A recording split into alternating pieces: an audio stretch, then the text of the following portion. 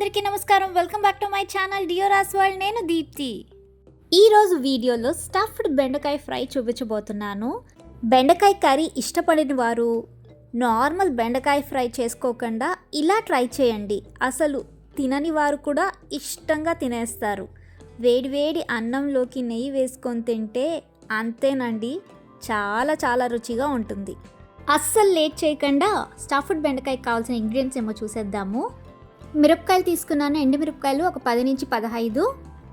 తర్వాత ధనియాలు 1.5 table spoon, ఉద్దిపప్పు 1 టేబుల్ స్పూన్, శనగగింజలు 1 టేబుల్ స్పూన్, శనగపప్పు 1 టేబుల్ స్పూన్, జీలకర్ర ఒక 1/2 టేబుల్ స్పూన్, నువ్వులు 1 టేబుల్ స్పూన్, తెల్లగడ్డలు ఒక 10 నుంచి 15. అంతేనండి, మనకి మసాలా కావాల్సిన ఇంగ్రీడియంట్స్ అయితే ఇవే. నెక్స్ట్ వచ్చేసి బెండకాయలు అండి. బెండకాయలు తీసుకున్నాను, నేను బాగా కడిగేసి ఆరబెట్టేసుకున్నాను. ముఖ్యంగా ఈ స్టఫ్డ్ బెండకాయ కర్రీకి అయితే మనము లేత బెండకాయలు మాత్రమే తీసుకోవాలి. మనకి ముదిరిపోయింటే అసలు ఆ టేస్టే బాగుండదండి.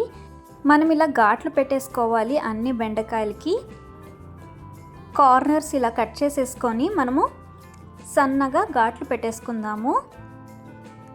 ఇలా అన్నిటికీ ఘాట్లు పెట్టేసి పక్కన పెట్టేసుకుందామండి. బెండకాయలకి చూడండి, ఎక్కువ ఘాట్లు కింద దాకా పోనీకుండా లైట్గా అది ఓపెన్ అయ్యేదాకా మనం ఘాట్లు పెట్టుకుంటే సరిపోతుంది మనం స్టఫ్ చేసేదానికి.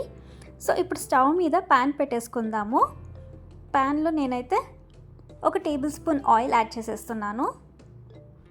దాంట్లో నేను ఉద్దిపప్పు, శనగబ్యాడ్లు, ధనియాలు, జీలకర్ర యాడ్ చేసుకుంటున్నాను.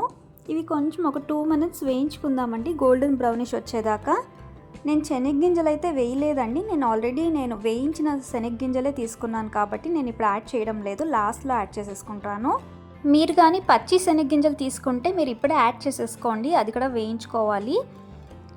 సో ఇది వేయించే లోపల ఒక చిన్న మాట, నా వీడియోని కానీ ఇదే ఫస్ట్ టైం చూస్తున్నట్టయితే, నా కంటెంట్ మీకు నచ్చినట్టయితే తప్పక మన ఛానల్ని అయితే సబ్స్క్రైబ్ చేసేసుకోండి, లైక్ చేయండి, షేర్ చేయండి.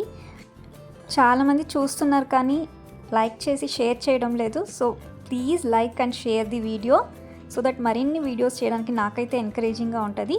పక్కనే ఉన్న బెల్ ఐకాన్ కూడా యాక్టివేట్ చేసేసుకోండి. నేను వీడియోస్ పెట్టగానే మీకు నోటిఫికేషన్స్ అయితే వచ్చేస్తాయి. నేను శనగగింజలు, మిరపకాయలు కూడా యాడ్ చేసేసుకున్నానండి. ఇవి కూడా ఒక 2 minutes వేయించుకునేద్దాము. ఇలా మసాలాలన్నీ మనం వేయించుకునేసినాక నువ్వులు యాడ్ చేస్తున్నాను.